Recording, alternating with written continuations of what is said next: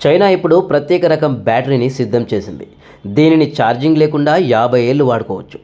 బ్యాటరీని తయారు చేసే చైనీస్ స్టార్టప్ కంపెనీ బీటావోల్ట్ ఇది చాలా భిన్నమైనదని చెప్పింది. దీనికి స్థిరమైన ఛార్జింగ్ లేదా నిర్వహణ అవసరం లేదు అని ధృవీకరించింది.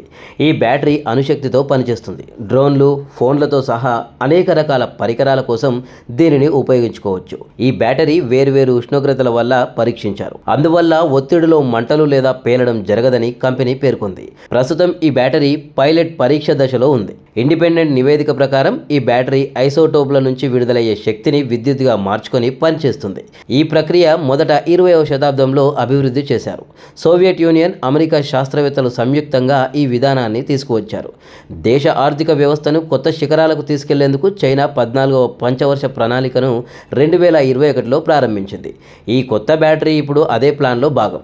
చైనా, అమెరికా, యూరప్ మాత్రమే కాకుండా కొన్ని ఇతర దేశాలు కూడా ఈ టెక్నాలజీపై కూడా కృషి చేశాయి.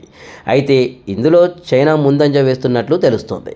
ఈ న్యూక్లియర్ ఎనర్జీ బ్యాటరీ అనేక రంగాల్లో విప్లవాన్ని తీసుకురాగలదని చైనా కంపెనీ బీటావోల్ట్ చెబుతోంది.